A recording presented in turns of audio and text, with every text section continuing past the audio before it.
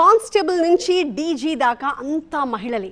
ఆ సభా ప్రాంగణంలో డేగ కళ్లతో పహారా కాసింది యూనిఫామ్లో ఉన్న అతివలి. ఇంటర్నేషనల్ విమెన్స్ డే సందర్భంగా సరికొత్త సంప్రదాయానికి శ్రీకారం చుట్టారు ప్రధాని మోదీ. చరిత్రలో ఎన్నడూ లేని విధంగా మొదటిసారిగా ప్రధాని సభలో మొత్తం మహిళలతోనే సెక్యూరిటీ ఏర్పాటు చేశారు. మహిళా శక్తిని ప్రపంచానికి చాటి చెప్పింది ఈ కార్యక్రమం.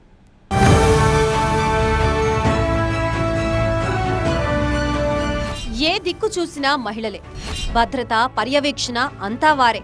ప్రధాని సభలో మహిళా రాజ్యం.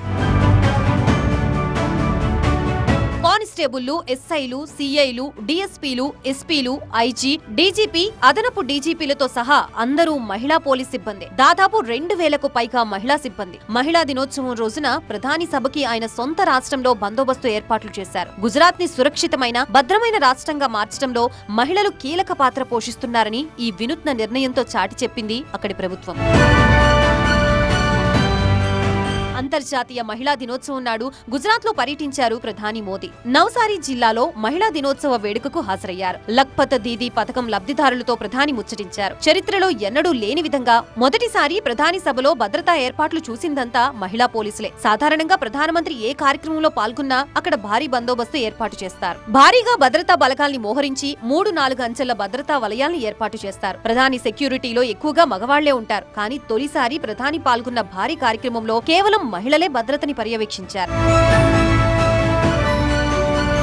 నవ్సరీ జిల్లాలోని వాన్సీ బోర్సీ గ్రామంలో హెలీప్యాడ్ దగ్గరికి ప్రధాని చేరుకున్నప్పటి నుంచి కార్యక్రమ వేదిక దాకా అంతా మహిళా పోలీసులే రక్షణ వలయంగా నిలిచారు.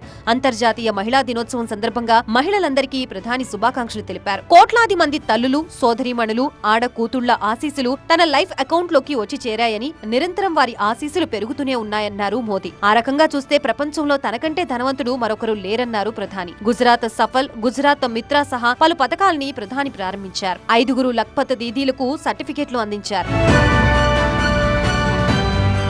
అంతర్జాతీయ మహిళా దినోత్సవాన్ని పురస్కరించుకుని ప్రధాని నరేంద్ర మోదీ మరో నిర్ణయం తీసుకున్నారు. మహిళలకి ఓ స్పెషల్ ఆఫర్ ఇస్తూ తమ మనసులోని మాటల్ని తన సోషల్ మీడియా ఖాతాల ద్వారా వెల్లడించే అవకాశాన్ని కల్పించారు. ప్రధాని ఇలా ప్రకటించిన కాసేపటికే ఇస్రోకి చెందిన శిల్పా, ఎలీనాలు పోస్టు పెట్టారు. దేశానికి ఎన్నో సేవలందిస్తున్న తమలాంటి వాళ్లని గుర్తించడం సంతోషంగా ఉందని చెప్పుకొచ్చారు. చెస్ ఛాంపియన్ వైశాలి దీనిపై స్పందిస్తూ ప్రధానికి కృతజ్ఞతలు తెలిపారు. నలంద జిల్లాకి చెందిన అనితాదేవి ప్రధాని ఖాతా నుంచి తన విజయాలు చెప్పుకొచ్చారు. అంకిత భావం, కృషితో ముందుకు సాగాలనుకుంటే మహిళల్ని ఏ శక్తి అడ్డుకోలేదని తన అనుభవాన్ని రాసుకొచ్చారు. 2014 के बाद से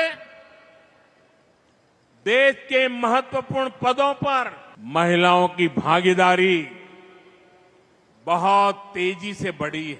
2014 के बाद ही केंद्र सरकार में सबसे ज्यादा महिला मंत्री बनी. संसद में भी महिलाओं की मौजूदगी में बड़ा इजाफा हुआ.